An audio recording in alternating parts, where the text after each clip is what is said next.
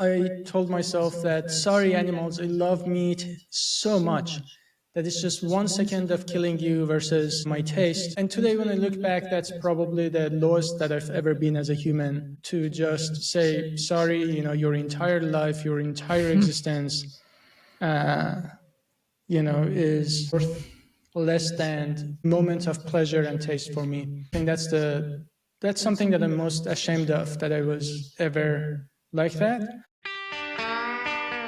As a vegan, do you ever feel like you're living in a parallel universe, aware of things that many others don't even seem to notice, let alone acknowledge? I'm Chrissy Benson, host of the Vegan Posse podcast. We talk with vegans from around the globe who, like you, are living lives of integrity and compassion with an eye toward justice. Through their personal stories, you'll come to see that you're not an outlier. In fact, you're part of an entire posse of individuals who aren't just keeping the peace, they're creating it through their food choices and beyond. You won't be saddling up, but you're in for the ride of your life. Welcome to the Vegan Posse. Hey Posse, I'm your host, Chrissy Benson. It's been a whirlwind of a year in many different ways, some pleasant, some not so pleasant. If you haven't yet, please pick up a copy of my novel, Marrying Myself, which is set in Boston, has a vegan protagonist, and was featured in Veg News magazine as a top media pick of the year in 2023. There's still time to make Marrying Myself an Amazon bestseller and help normalize veganism through the arts. For those of you who've been wondering about the latest on the Bitcoin theft I experienced, things just get curiouser and curiouser. In October 2024, the U.S. Secret Service agent who was investigating the case told me that an analyst was tracing the financial transactions involved and that there was a possibility of getting money back, which seemed super promising. As of a couple of weeks ago, however, that agent is now on leave. Meanwhile, the companies I was working with when the theft occurred, Bit by Bit, Ascent Data, Hire and Esquire, and Morgan Lewis law firm have made no response to my inquiries other than a threat to sue me for slander if I speak about the matter publicly. It seems clear that their strategy is simply to ignore me. Regardless of what happens with my case, I am taking it all as a lesson in how the world works, what my own priorities and values are, and what truly matters in these lives that we live.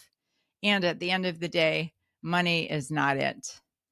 On that note, I'm delighted to introduce this week's episode with someone who's doing an amazing job of reminding the world of what is important, namely that what's happening to non-human animals in our so-called food system, medical labs, and beyond is not okay and must stop ASAP. And I use that term specifically because Dr. Faraz Harsini is the founder of a group called Allied Scholars for Animal Protection, aka ASAP. He's got a very impressive and multifaceted bio, which is included in full in the show notes below. But here are some highlights. Dr. Faraz Harsini is a food system biomedical scientist. As the founder and CEO of Allied Scholars for Animal Protection, ASAP, he is leading efforts to build infrastructure in universities to protect both human and non-human animals. He is also a senior scientist at the Good Food Institute, the largest nonprofit dedicated to transforming the food system to animal-free foods. He holds numerous degrees, a BSc in chemical engineering, an MSc in cancer research, and a PhD in cell physiology and molecular biophysics. Previously, he worked in biopharmaceutical companies, leading drug development and discovery for diseases like cancer, influenza, COVID-19, and other zoonotic diseases. He is committed to creating a more compassionate and sustainable world. So enjoy this conversation with the fascinating Dr. Faraz Harsini. Dr. Faraz Harsini, welcome to the Vegan Posse. Are you ready for the ride of your life? I am. Thanks for having me. My pleasure. So you grew up in a place that I've never been, but which we certainly hear a whole lot about in the news, Iran. So can you talk a little about what it was like growing up there? And at the time, did you ever think about the animals in our food system?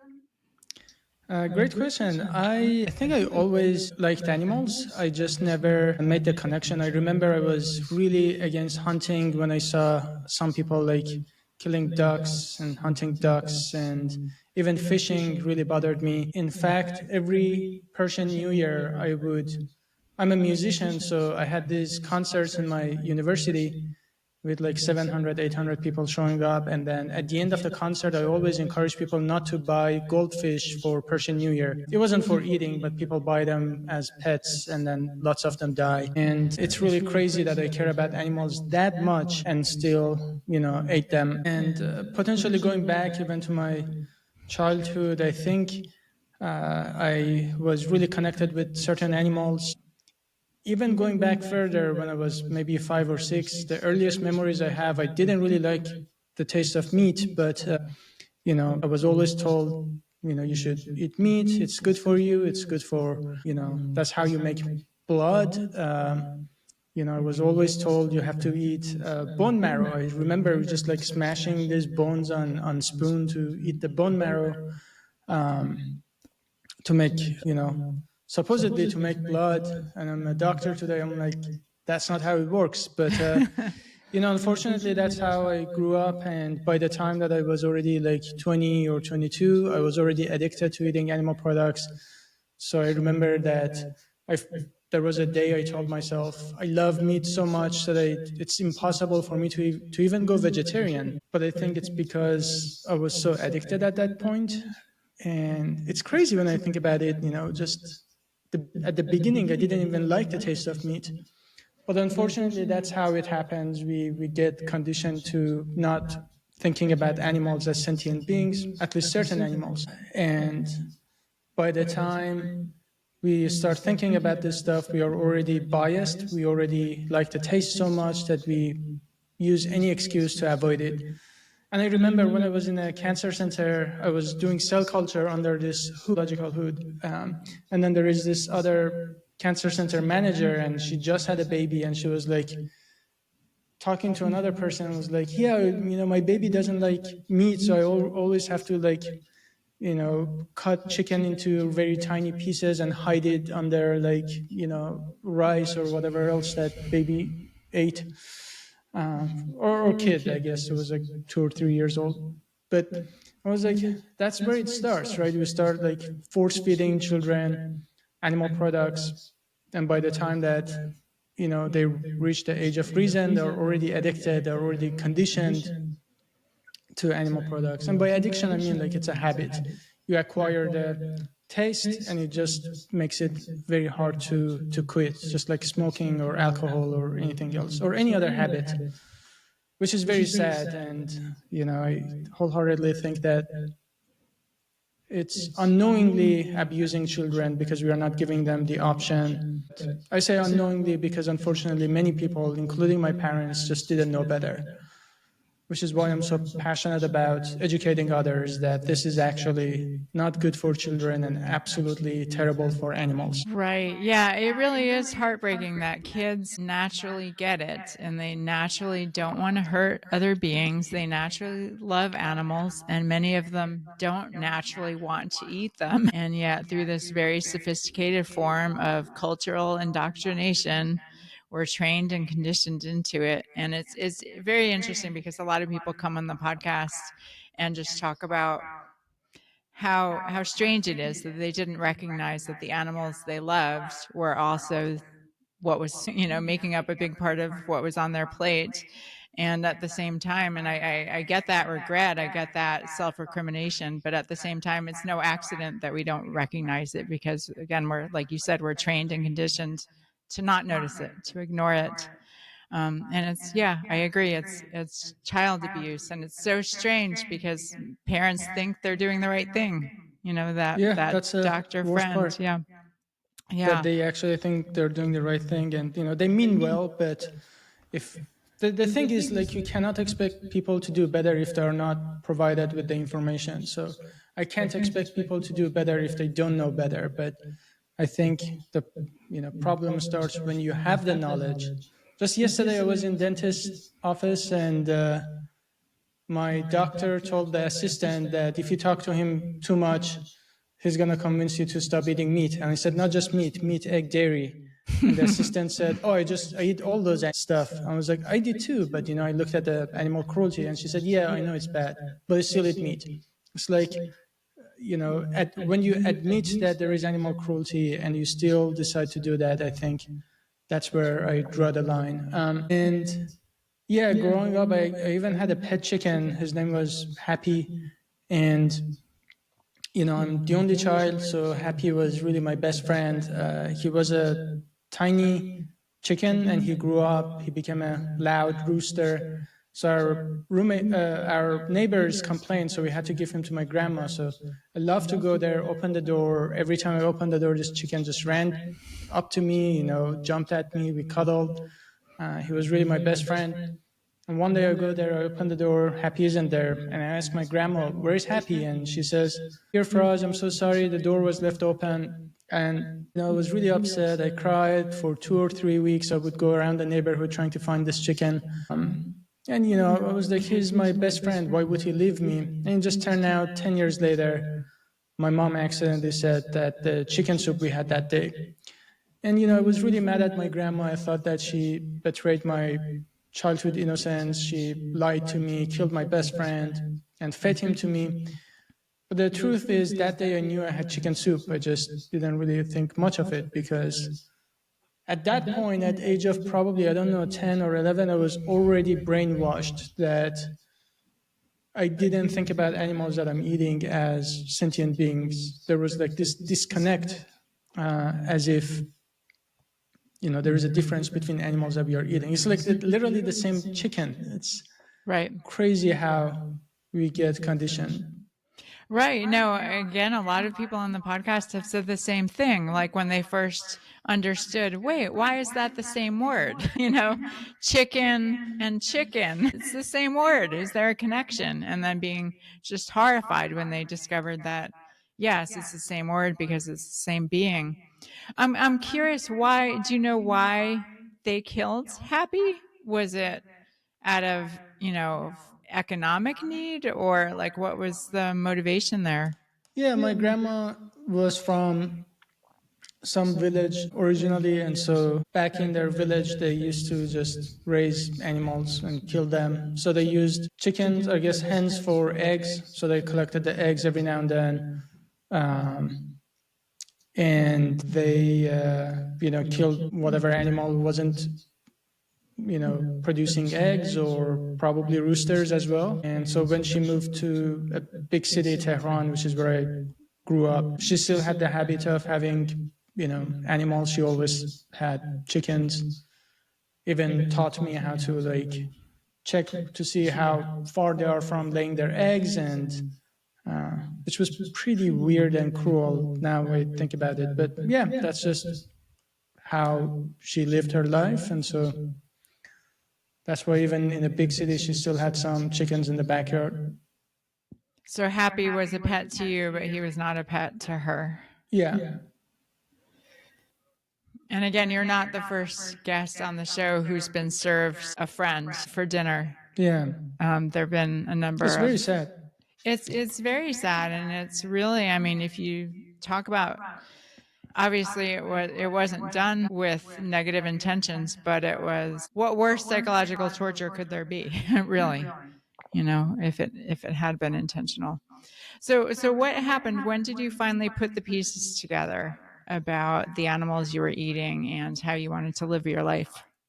Yeah, so going back to fish, when I left Iran, I reached out to one of my friends. She was a graphic designer, and I said, can you design a poster so I can send it to my friends back in Iran so they can put it up in university? And the poster I wanted to encourage, I said I want this fish in a person's head, but the head is like a prison.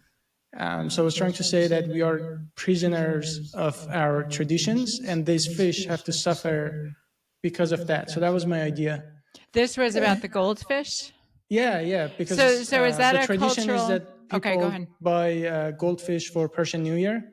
I see. And it's not even like a Persian tradition, but people still do it, and millions of goldfish die because people don't change the water and And dump even if them they in. don't die, right? I mean, Yeah, it's exactly. perpetuating this horrible industry.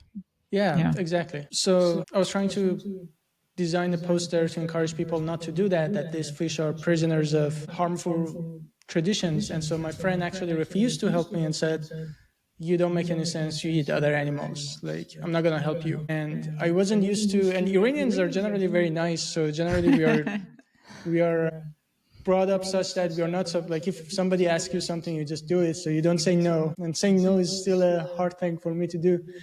But so I was like, wow, she actually rejected my request. And then, I was butthurt for a while. And then the problem was, I guess she was vegetarian, so she never really pushed me. And I think I really wish that someone said, hey, sit down, watch this, watch what happens to animals. Why are you looking at animals as commodities? And even, when it took me just 3 months, I never really looked up anything. It just became increasingly uncomfortable. And I told myself, well, I don't have the self control to go out with my friends and they're eating pizza and whatever, and I'm just have to get the salad. And I was like, oh, I can never do that.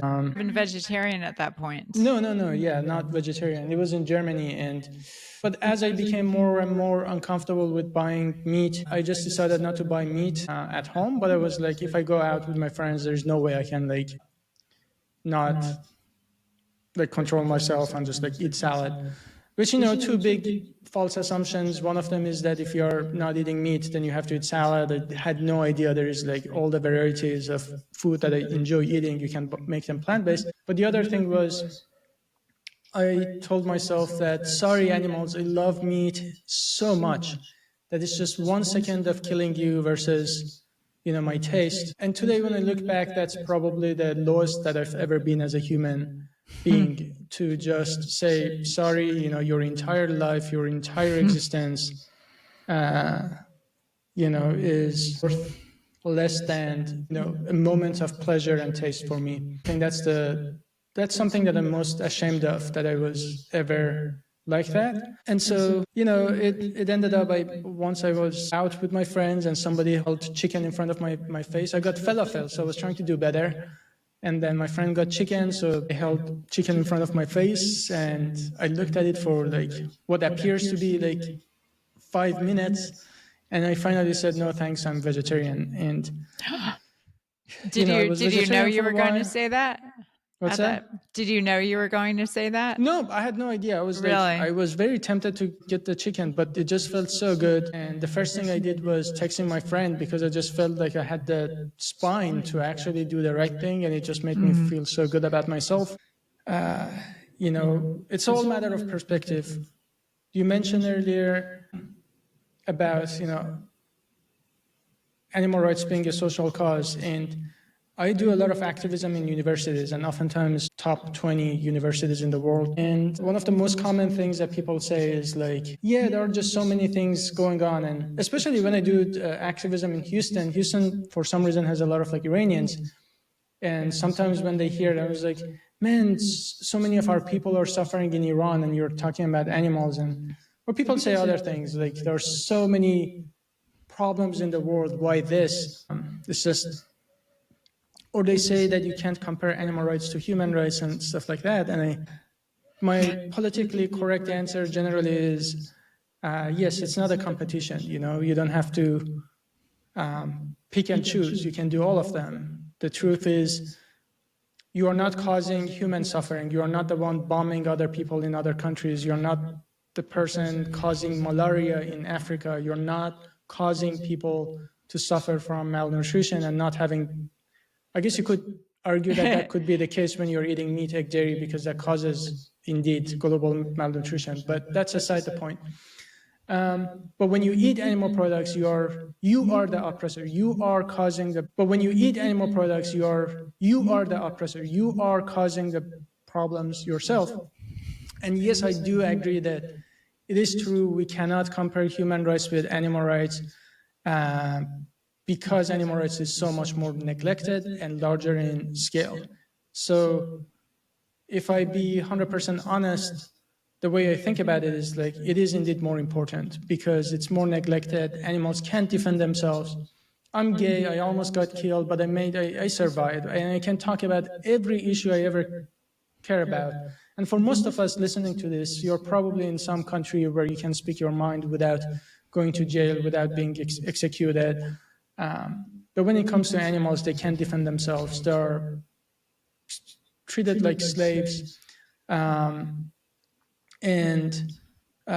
when you think about the numbers of animals that are suffering, who are suffering, it's like more than anything we can ever think about. There is no form of suffering that is as deep and as worse as animal suffering. There is no other form of oppression that is as neglected as what we do to animals. And if there is one thing that we need to think about and care about, if I had to choose one thing among everything that I care about, that would be animal rights, because that's just the most ethical, rational choice.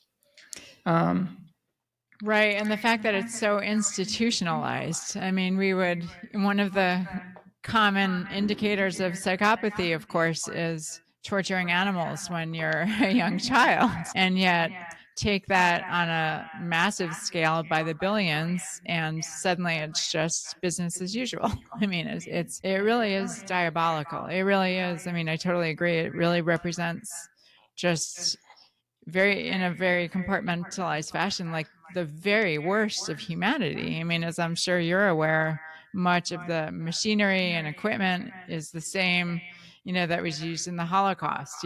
Some of it was like they shared their technology for these, processes. Yeah, it really is. It really is horrifying. It really is horrifying. But just going on a more personal level, I just wonder, one of the things that I'm very interested in is what prompts certain of us to ask these questions about the food that we're eating, whereas most people don't ask those questions, or if they do start to probe into those questions, they never make a change in terms of how they eat. And so I'm just very interested. It seems to me, just based on all the people that I've talked to, both on the vegan posse and just in the world in general, it seems like a lot of us tend to be on the more sensitive side. A lot of people seem to be more introverted and just rather highly sensitive. And I just wonder if that's true of you, or if you've noticed any commonalities in the people who do end up going vegan. I think that's probably true. I am introvert, and I think I was a sensitive kid. There were so many things that bothered me growing up, seeing children who were hungry, working on the street in Tehran, environment, pollution, pretty much everything annoyed me and still does. So that is probably true. The truth is, most people rather not question anything. It's not just about animal rights. You look at how most people live their lives. It's mostly following what other people do. We don't ask enough questions about anything. We buy gifts that we know someone is going to throw away in a year.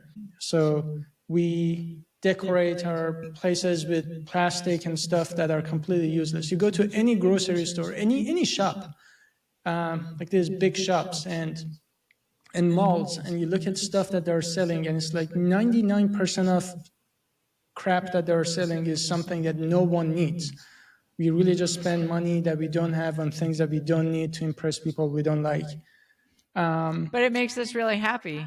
Well, yeah, I guess that's another thing that we grow I'm being up, a little sarcastic. the society of course. like sort of conditions us to define happiness in certain ways, which is very materialistic. Like the source of happiness is having better cars and better houses, and I don't say don't think those things don't matter, but like once your basic needs are covered, once you have a space, once you have a safe space, and you have ability to provide yourself with food, extra money, extra cars, and extra resources really doesn't really increase your happiness. It plateaus really quickly.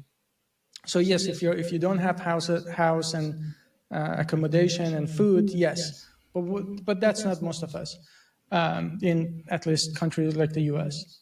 So the point is like we just don't really ask a lot of questions. Most of us work jobs that we hate. Most of us hate a lot of things that we do, and that's why then the happiness is what? Then going to a bar and drinking poison and trying to like numb ourselves because we are not happy. We define happiness as things like getting married and having children. We don't really ask ourselves, why do I want kids? And I'm not saying like any of this is good or bad. I don't say don't ever buy gifts. I don't. It's not a recipe for everyone. I'm not prescribing anything. I'm just saying like we don't ask enough questions.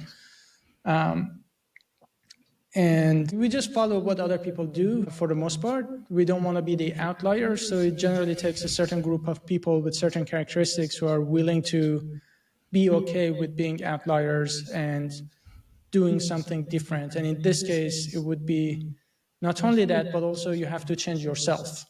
You have to be able to recognize that something you've done for many years was wrong. And admitting that you're wrong is not easy. Most of us rather not do that and change habits. So Right, right. And you went vegan. How old were you when you first went fully vegan? about like 22 or 23. So you were very young compared to most people, well, compared to myself. And that's one thing that I keep in mind is it's tough, of course, to walk around in the world and just be aware of all the suffering, and at the same time, who am I to judge? I was over 40 when I went vegan. And so it's hard to keep in mind that balance. How do you find you navigate that challenge of not walking around just in judgment and anger of all the people who are still perpetuating this just antiquated, horrific suffering on non-human animals? Yeah, I do. I do all the time. I felt very angry when the dentist assistant said that. Like even today, I woke up and was still thinking about it and I was still pissed at it. But I think I just try to focus that anger, that frustration into my work and focus on the impact that I can have and understand that it will never end. There is no form of suffering that has ever ended. Even when you think of other forms of oppression like slavery or oppression of women or LGBT folks, none of it, they all still exist in variety of degrees, but we can still find peace knowing that we came a long way, right? Yes, racism didn't go away, but at least slavery in many forms stopped. And even slavery still happens. But like, my point is that as long as people exist, as long as we are greedy people, as long as we are not emphasizing on what's really true and what matters in life, and we are not really educating people in a more fundamental way, we are going to do bad things. There's always going to be people who are going to do bad things. And even if we didn't do bad things happen in nature. There's like diseases and natural disasters. So suffering, there's going to be there. The question is, what am I going to do with my life? And so I think I will find peace knowing that in my deathbed, I can look back and say, in every second, in every hour, in every day, I gave it my best. This was something that I cared about, and I did my best to stop it as much as I could. And when you think about it that way, there is no real success, there is no real failure. It's just the only thing that counts is that we make sure that we put our efforts in making this world a better place. That's really the only thing that counts. There is Right. no real success or failure. Right, right. One of the lines that I quote a lot is from the philosopher Albert Camus, who did not say this in regard to animal rights, but I think it applies perfectly. But he said, "Our task is impossible, so let us begin."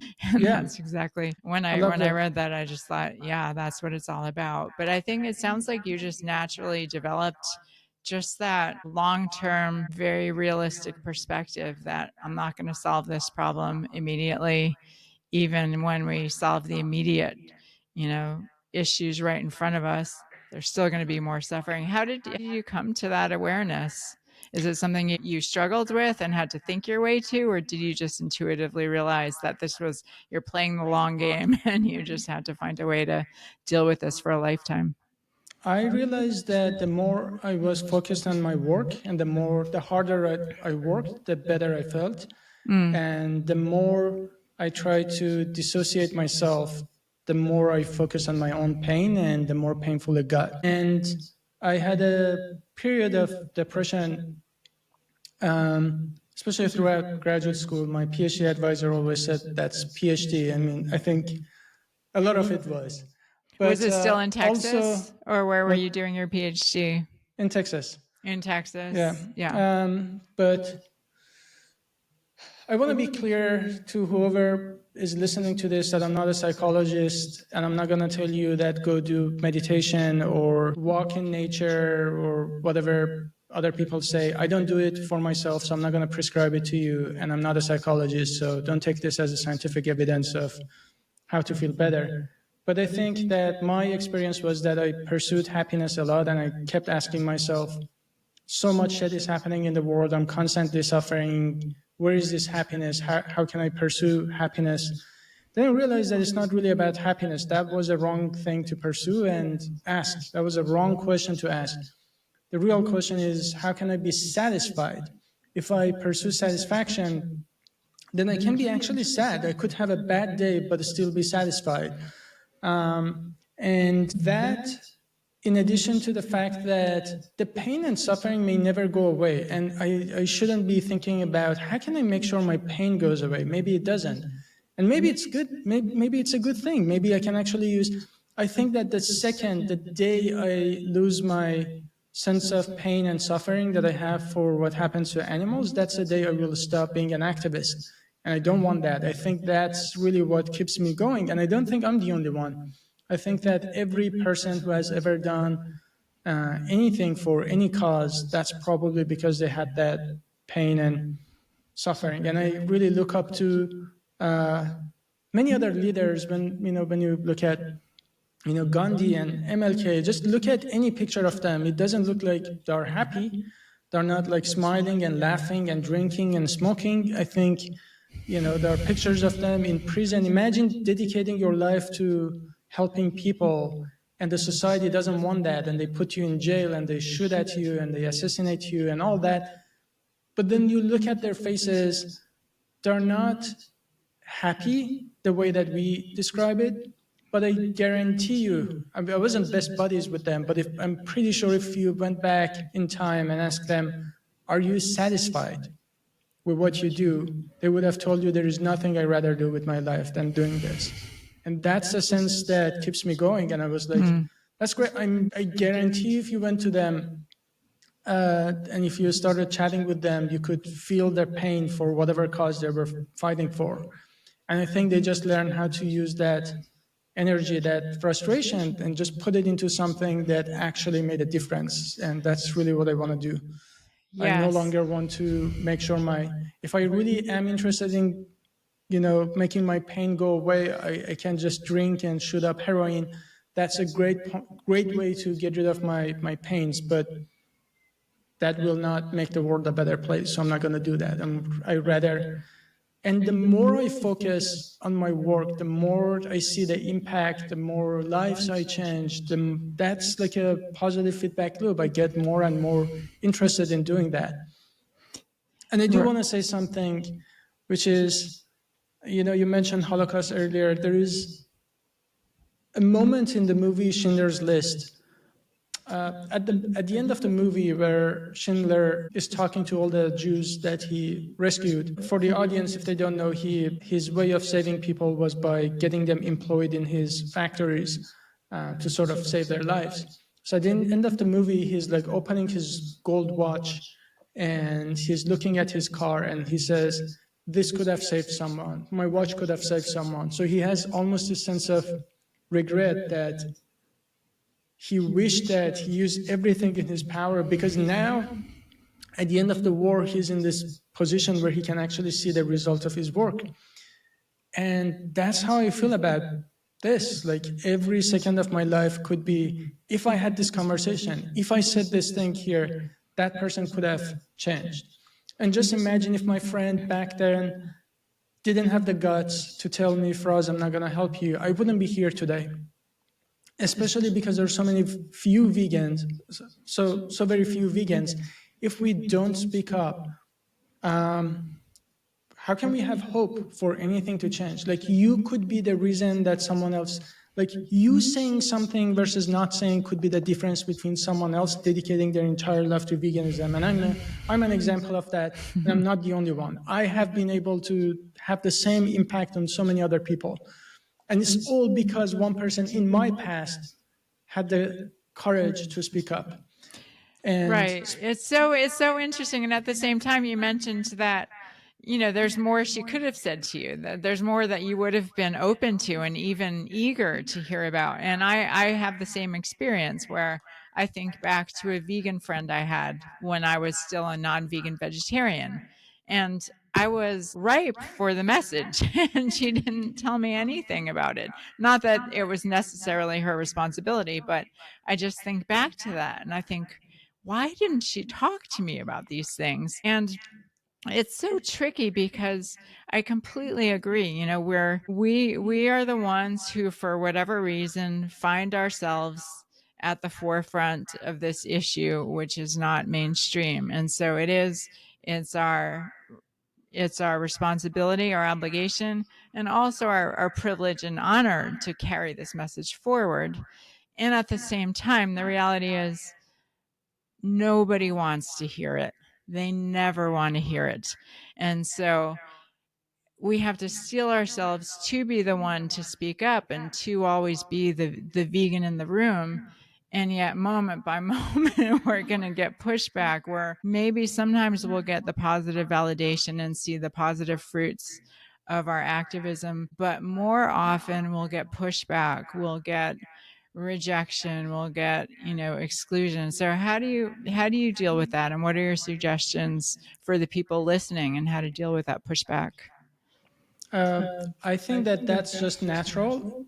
And this is not the first time that this is happening. Just imagine if you went 200 years. This is a question I asked myself. If I went back 200 years ago with what I know today about racism, and I was trying to talk to people about like slavery, you know, I would get this probably actually the same excuses. Oh, it's expensive if we don't have slaves. They're good for economy. We've been doing that for many years. It's natural. It's normal. Whatever. The same exact excuses. We would just get it for something else. And then the question is, but if you want to look back in history, would you want to be a person who said, you know, you have three options. One is that you say, well, everyone is doing it. You know, I know it's probably bad, but you know, I can make a difference. I'm just going to go with it. So that's most people. Or you could say that, yes, I'm not going to have slaves, but I'm not going to be judgmental. I'm not going to tell someone else not to have slaves. You know, you do you, man. I'm never. And that's the attitude I see a lot of vegans take. Yeah. And it's normal because that's a win by, I think, non-vegans, because they make us, their best tool is to make vegans feel guilty for speaking up. And the third group is that you realize that this is wrong. You are not a part of a problem, but you also actively encourage others to stop it. And I think that's really the only way there is. Like you said, we are privileged to have this liberty and freedom of speech, freedom of bodily autonomy, and we have to use it. Otherwise, we are just privileged. We are not really standing up for justice. We are not standing up for equality. We just want privilege for ourselves. The second that we have this freedom, then we stop talking about other people or other animals.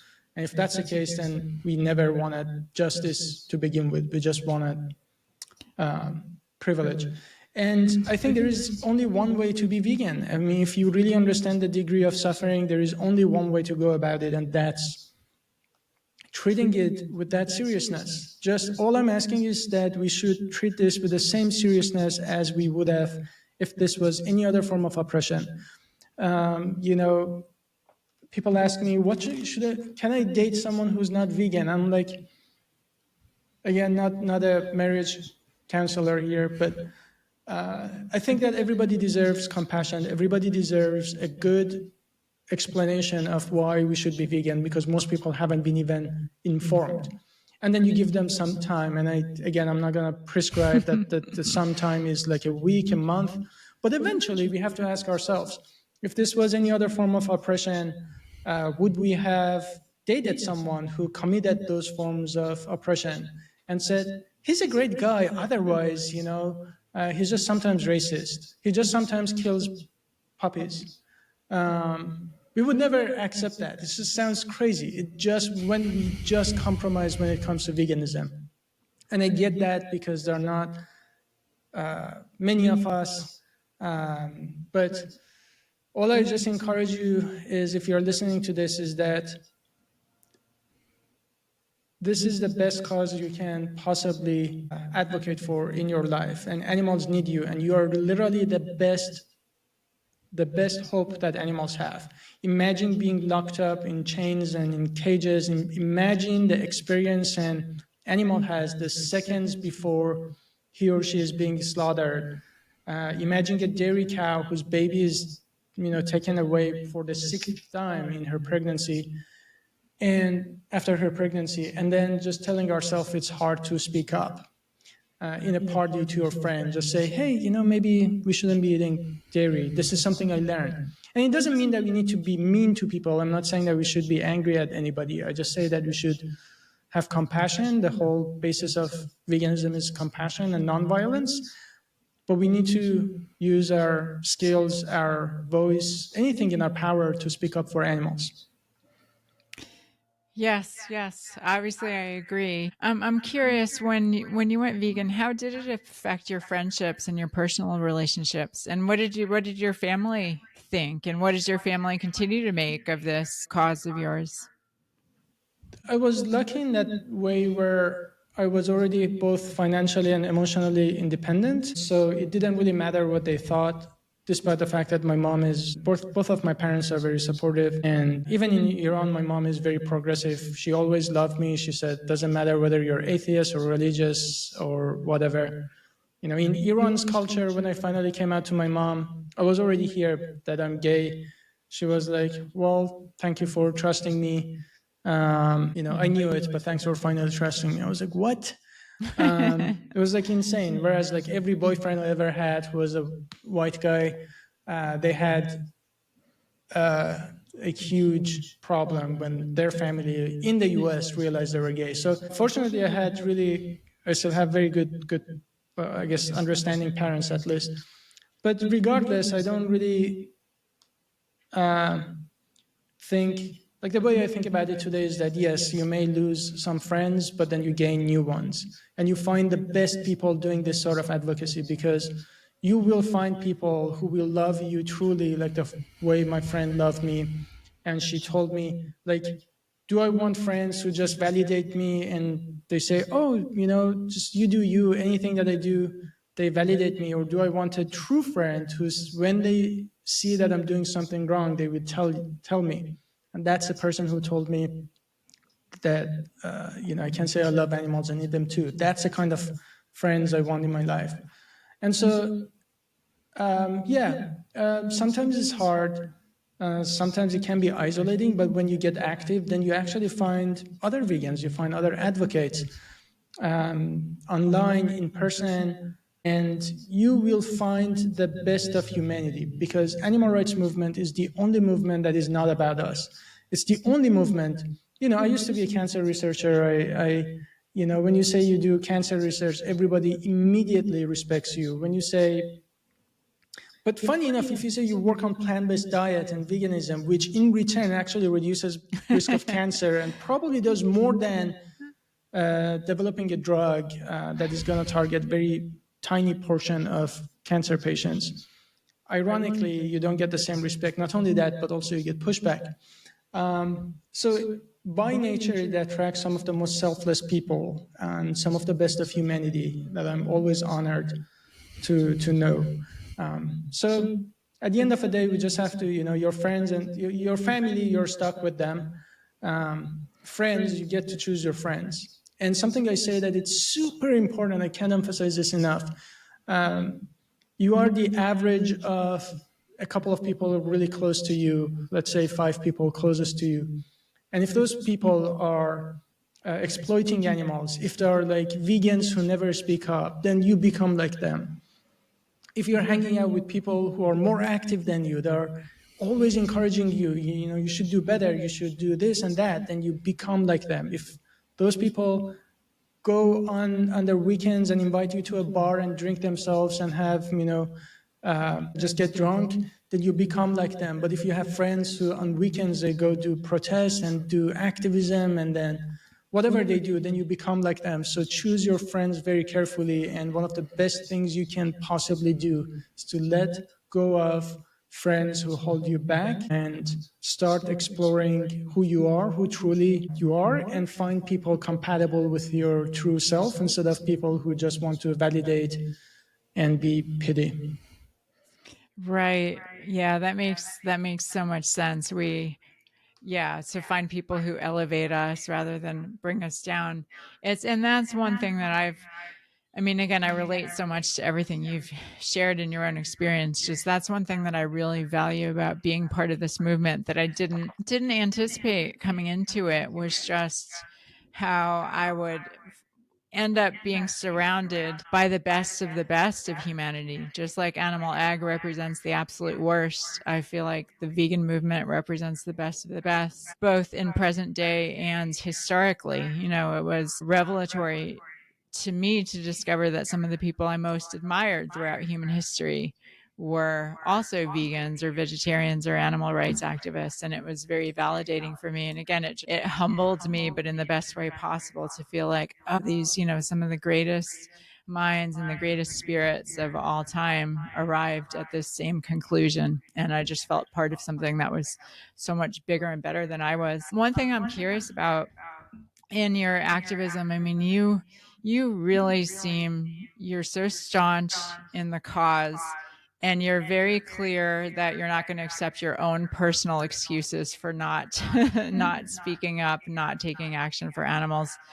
Is that challenging for you? I mean, or was that something you had to decide for yourself? Because, you know, for instance, for me, I remember going out doing vegan leafleting, you know, as an introvert, I just would get so much anxiety and really had to talk myself up and make myself do it. So how did you find, you know, the right balance for you between pushing those personal limitations and when to just kind of ease up on yourself a little bit?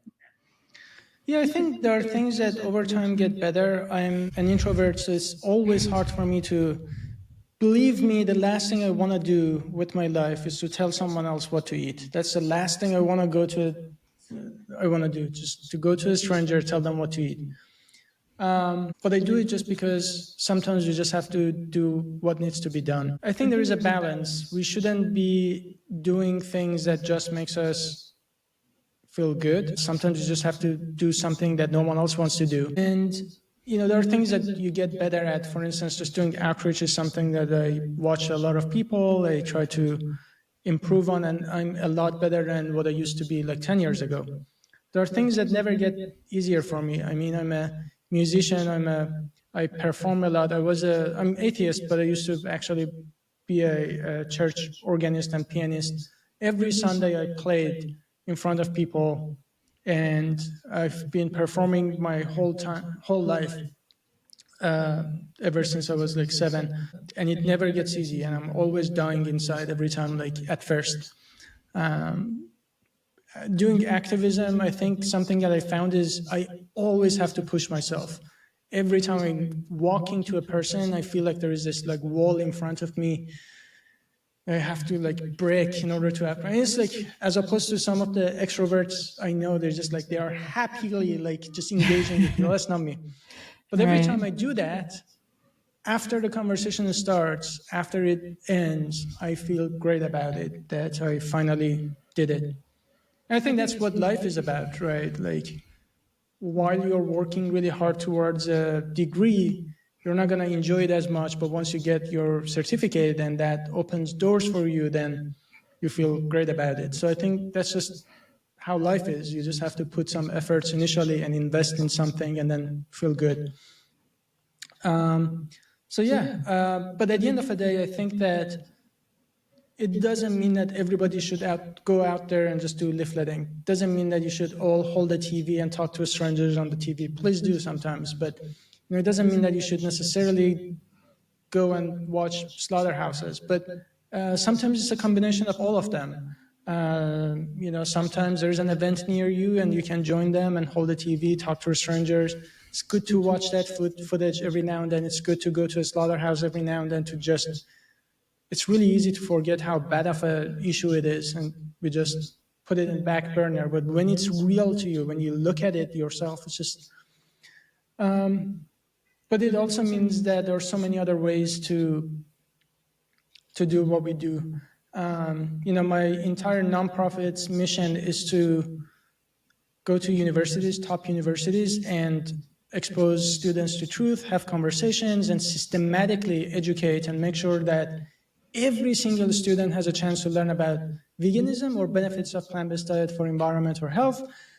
And the fact is that the only reason I get to do this is because philanthropists and donors donate their money. And many of those people don't do activism in other forms, and that's totally fine. It's solely because of their support that me and many other people in nonprofit world get to do what they do. As an alternative protein scientist, again, there is like a lot of money that comes from people who invest or donate so that this field can advance, and those people otherwise don't do activism. So generally, when I say speak up and get active, it doesn't mean that I'm prescribing to you what exactly do, but like you just have to ask yourself, are you doing your best? And sometimes it means that if you make a lot of money, you can donate. If you have a job that is relevant, if you're a lawyer, if you're a doctor, if you're in policy, those are highly relevant to use your skills for the animal rights movement to make systemic changes. But it also comes down to your personal life, right? In grocery stores, when you had this interaction with this person, was there an opportunity there to say something about veganism? Sometimes, again, it's really hard for me, but when I have these interactions every single time, I leave happier. I just say this very quick. In one of my tours, I was staying at this hotel, go down, trying to look at stuff that they sell at the hotel, and there's barely anything vegan. But I still ask anyways, because I just thought maybe that opens up a conversation. I said, do you have anything that doesn't have, animal body parts and dairy? And she said, no, unfortunately we don't. I was like, why not? It would be great. The reason is like I learned how cruel dairy is. And she told me how she used to be vegan, and then she stopped, and then my whole team was in lobby, like a group of vegans. So when she learned that I'm vegan, she was so excited. I gave her like leaflets and we said, we are here to support you if there's anything you need. And she couldn't be any happier. And none of that would have happened if I didn't say anything. And it doesn't mean that it happens every single time, but Sure. you never know. That's the whole point. Right. That every single interaction you have could have been an opportunity for somebody to change, and understand that most people don't change immediately. You may say something, they may even resist at first. They may actually, like I didn't go vegetarian immediately after my friend said that. I was actually frustrated at her. I was angry. Oftentimes we say that we should be nice, we shouldn't make people angry, we shouldn't make people uncomfortable. But the truth is, we always change because we are uncomfortable. Like if you're comfortable with how the status quo is, you're not going to change or do anything about it. You go to the gym because you're not happy with what you look like, or you want to go on a diet because you want to lose weight or gain muscles, whatever that is. You're not comfortable with how something is, and that's the only reason we do something. Right, right. And not only that, as you know very well, what's happening to non-human animals is at such an extreme level that extreme measures are not warranted, not just warranted, but necessary and called for. And so, the fact that this level of distress has been so normalized is part of the problem. So making it, not normalized is, going to require social discomfort. Well, it's been so interesting hearing about your personal views and your personal perspectives that we haven't talked much about your professional path. And I won't take up too much more of your time, but obviously you're extremely well educated, clearly very intelligent. You had a lot of professional options. How did you determine what path you were going to pursue? I think goes going back to my college days. I think I always ask myself, what's the most impactful I think I can do with my life? And the answer changed throughout my life. At first, I was concerned about the environment. So my bachelor was chemical engineering. So I shifted towards looking at biofuels because I was concerned about the environment. Then I started volunteering in cancer centers and then looked at cancer patients, and that really touched me. And I wanted to dedicate my life to doing something for them. So that's why I studied cancer research. Then after that, I became interested in pandemics and zoonotic diseases because they kill a lot of people. But throughout this process, I also became vegan and learned about animal exploitation, and also learned about the connection of animal farming with all these other problems I ever was interested in. So to me, the question was, even if I just didn't care about animals and just care about the environment, the most neglected and most impactful thing I can do is to promote plant-based diet. If I just care about humans, number one cause of death is what? It's heart disease. And then you have diabetes and cancer and other chronic diseases. Even like Alzheimer's, there's like data showing that plant-based diet reduces the risk of almost all chronic diseases. Especially the top killer of our species is almost entirely preventable, and the major cause of that is saturated fat and at least the dietary part. There is also exercise and other lifestyle choices, but in terms of diet, it's saturated fat and cholesterol levels in plasma. But you look at the correlation of that and animal consumption. Even if I just wanted to save our own species, I still have to be focusing on this. People say, what about people? Oh, you guys, you vegans are privileged because people don't have access to this sort of things, other parts of the world. I'm like, no, it's exactly because we eat meat, egg, and dairy because of that they don't have enough food. I had this realization that any cause that I ever cared about, human health, pandemics, antibiotic resistance, climate, water pollution, plastic pollution in oceans, just like from fishing again. It's like everything at the end of the day comes back to the food system. And that's why I was like, well, I can't be focusing on every single thing, but if I focus on plant-based diet and veganism, then not only I'm targeting and including the biggest victims of all time, which is non-human animals, but also I'm doing everything else I ever was passionate about. I'm helping humans and everyone. And I think that when you do something terrible for the environment, you're impacting every living being on the planet. So when I have meat, I do something wrong to environment. I do increase the risk of pandemics and antibiotic resistance, which impacts every other person on this planet. And when I do something bad for the environment, again, that influences every living being. And so that's why it's just so obvious, like statistically, logically, rationally, ethically, mathematically, any way you look at this, focusing on veganism and promoting plant-based diet is the best thing that we can do with our life. And there is just no question and no doubt there for me after looking at this and searching for an answer for my entire life. Yeah, that makes total sense. I mean, again, I relate 1,000%. I mean, for me, I felt as if I had discovered love as a principle of physics, the most loving thing I could do for the animals. Also, coincidentally, happened to be the most loving thing I could do for my body and the planet and the starving children in Africa and, water resources and all of the above. So, yeah, it really was. For me, it was kind of like a spiritual awakening that no matter what the problem was, this was the way to help ameliorate it. So how did you decide to found your group? And I love the acronym ASAP, Allied Scholars for Animal Protection. How did you decide that that was going to be one of your primary areas of focus? I ran my own student group in college, or I guess in graduate school, for some 6 or 7 years. And then when I graduated, unfortunately, it died. And then after my doctorate, when I started getting active again, I was always passionate about education. So I'm in Austin, so I went to UT Austin and I started like helping students. But I realized that a lot of vegans just didn't want to get active, and they're what I describe as cupcake vegans. So they just want to eat cupcakes and not really talk about veganism. I do want to say, to be clear, that I have so much respect for every vegan, even if they're not speaking up, for just having the guts of doing the right thing. But I do always encourage them to speak up and use everything in their power. So, side note. But yeah, so I noticed that I was actually able to influence a few of them to become active. And I just got involved with doing the same thing. So I went to different universities and I said, hey, I just want to help you. What can I do?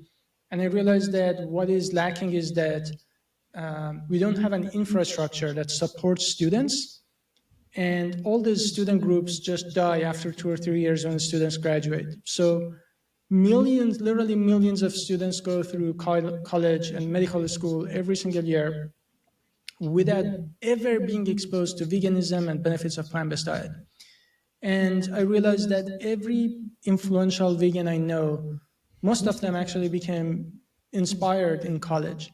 And it was just random. It was only a matter of something spontaneous. Someone was somewhere at the right time, at the right place, and said something, and they became aware and active and vegan.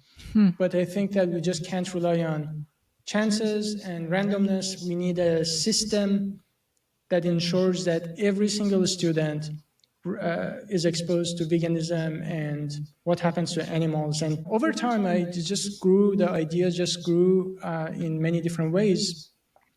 And so I decided that that's my problem that I want to fix. I want to make sure that we train the next generation of thought leaders, and we want to also influence the culture. You know, every university has 20, 30, 40, 50, 60,000 students. The idea here is that you expose all 60,000 students to veganism. And the beauty of it is you have 4 years. You have 4 years to every single day expose them to different messages. Today they learn something about animals, tomorrow something about climate, the next day about pandemics, the next day about benefits of plant-based diet for athletic performance. Every single day they learn something with different events that we do. And we make sure that it happens consistently through years. So the idea is here, it's like imagine that's a whole population. Most of them are not going to go vegan immediately, but many of them are going to learn something. Many, actually, if you talk to people, probably half of them already know plant-based diet is beneficial for environment. They're not like trolls, so don't think that most people are trolls. So many of them actually say, yeah, I was vegetarian, it just was hard and I gave up, or, I've been thinking about it maybe after I graduate. That's something I get all the time. So we want to be there to push them to do that as soon as possible and give them the support that they need. And then you have a smaller fraction, maybe 5% of people who are already vegan, but they're not really thinking about veganism as their careers or as something serious. They're just, they saw a documentary back in high school, became vegan, and that's it. And so we want to inspire them to now use their careers, use their everything in their power to really fight for animals and inspire them to get active. And then you're going to have probably top 1% that you can actually lead to impactful careers. So, we want to really target the entire spectrum. We want to make sure that veganism is accessible to everyone, whether you're left and right and atheist and Christian. We have an event for you because I think eventually it's sort of ironic because we are in minority and everybody hates vegans, but I actually think that veganism could be something that can bring people of all faiths, all political spectrum together. Because if we have one thing in common, most of us, is that truly, if you go to people, most of us are against animal cruelty. Most of us say that we are against animal torture, animal exploitation. We say the words. It's only a matter of aligning our actions with our values and really changing the way that we look at animals as resources, as commodities, as slaves, and look at them as who they are, sentient beings. And I think deep inside, we are all, most of us are there. So I wholeheartedly believe that there is 1% of people who are, I don't know, whatever the prevalence of being a psychopath is, it could be something about like 1%, that people genuinely don't have a sense of like empathy. But those are minority, even less than vegans. So it means that the other 99% do have sympathy and empathy. They just have been brainwashed and conditioned not to see it. So that's where I get my hope, that I know that if I bring this education, many will change. And the last thing I say there is that we don't need to convince everybody. No other form of social justice movement succeeded because everyone was on board. Indeed, when you take slavery, for instance, it didn't happen because the entire US population was like on board. We literally went to war because the other side was opposing it so much. My point is, we don't need to convince 100% of people to go vegan. We need a decent number of people, decent percentage, whether it's 3% or 5%, it doesn't matter. Whatever that is, that's a core group that we need to do. And the painful part is that if you actually thought about the number of vegans and vegetarians in the world, it's a big number. It's more than population of many European countries combined. But the thing is, most of us don't speak up. So that's my goal, to invest in the next generation of thought leaders and make them inspired to get active.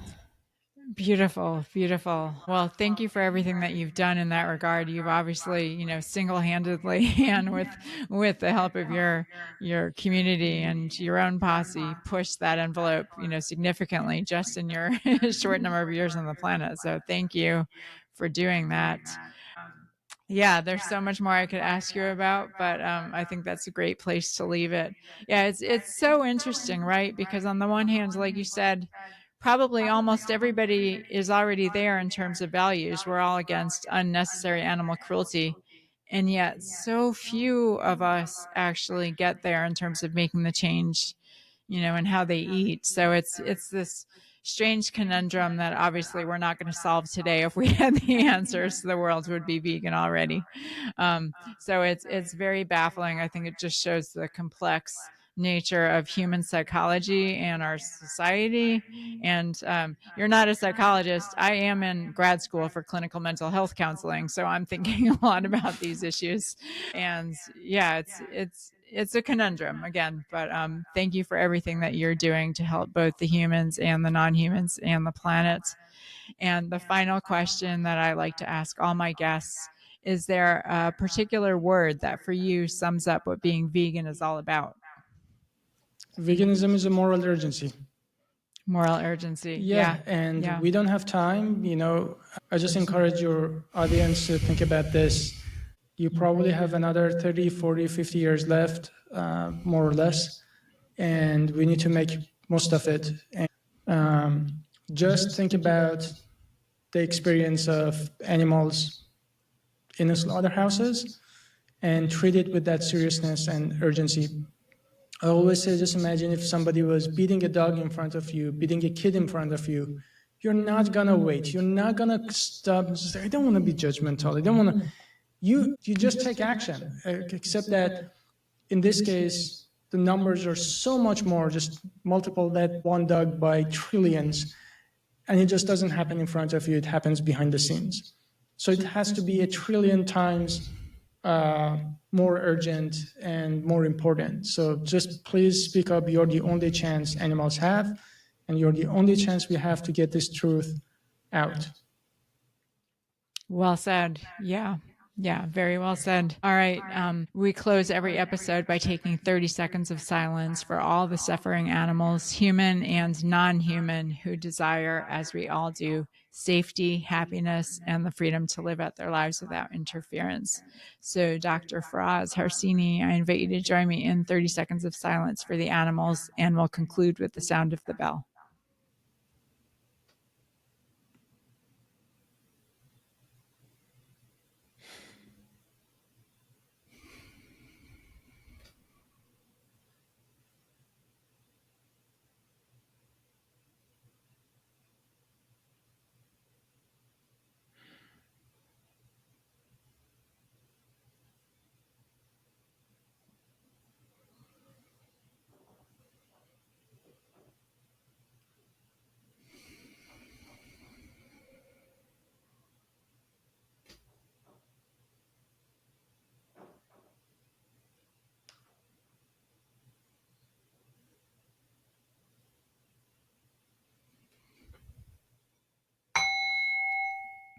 Thank you, Dr. Faraz Harsini, and thank you, Posse. See you next time. Until then, stay strong and stay true.